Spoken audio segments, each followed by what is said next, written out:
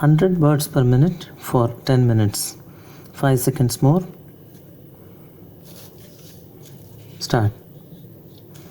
The Indian Army is the land-based branch and the largest component of the Indian Armed Forces. The President of India serves as the Supreme Commander of the Indian Army, and it is commanded by the Chief of Army Staff, who is a 4-star general.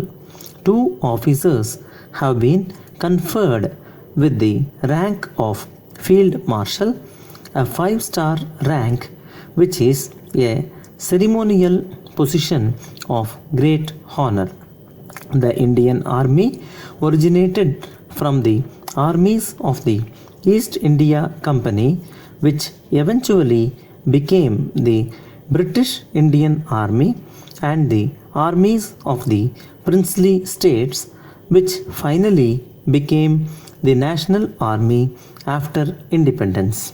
The primary mission of the Indian Army is to ensure national security and nationhood unity, defending the nation from external aggression and internal threats, and maintaining peace and security within its borders.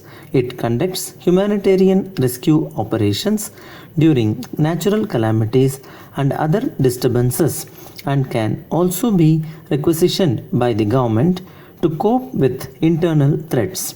It has also been an active participant in numerous United Nations peacekeeping missions. The Indian Army has a regimental system but is operationally and geographically divided into 7 commands. It is the second largest standing army in the world, with around 12 lakh active troops and around 9 lakh reserve troops. Immediately after independence, tensions between India and Pakistan began to boil over, and the first of 3 full-scale wars between the two nations broke out over the then princely state of Kashmir. The Maharaja of Kashmir wanted to have standstill position since Kashmir was Muslim majority state. Pakistan wanted to make Kashmir a Pakistan territory. In 1948, Pakistan invaded Kashmir, and as a result, Maharaja Hari Singh appealed to India for help and signed the Instrument of Accession to India. An intense war was waged across the state, and Pakistan suffered significant losses. Its forces were stopped on the line formed, which is now called Line of Control.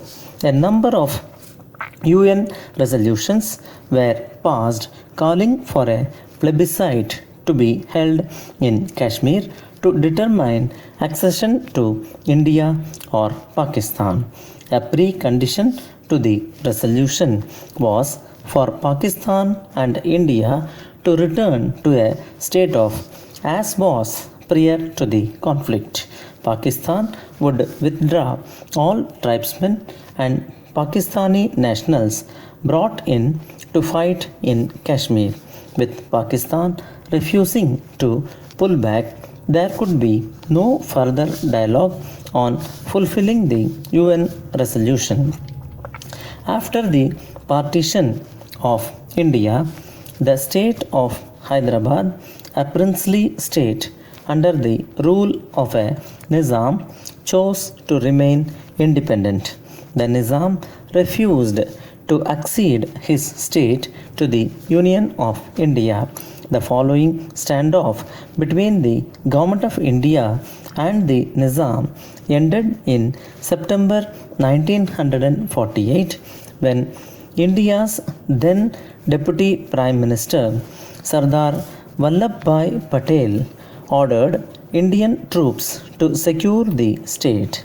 With 5 days of low intensity fighting, the Indian Army, backed by a squadron of aircraft, of the Indian Air Force routed the Hyderabad state forces, and the state of Hyderabad was proclaimed as a part of the Union of India.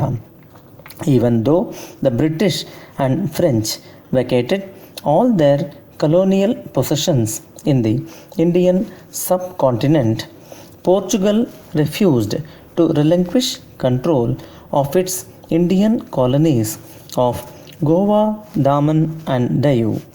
After repeated attempts by India to negotiate with Portugal for the territory were spurned by Portuguese Prime Minister and dictator, India launched Operation Vijay in December 1961 to take Goa from the Portuguese.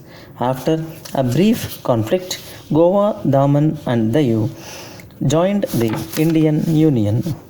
The cause of the Sino-Indian War in 1962 was a dispute over the sovereignty of the widely separated Aksai Chin and Arunachal Pradesh border regions. Aksai Chin, claimed by India to belong to Kashmir and by China to be part of Xinjiang, contains an important road link that connects the Chinese regions of Tibet and Xinjiang. China's construction of this road was one of the triggers of the conflict. Chinese soldiers attacked India in both the northwest and northeastern parts of the border and captured vast portions of Aksai Chin and Arunachal Pradesh. As the fighting moved beyond disputed territories, China called on the Indian government to negotiate.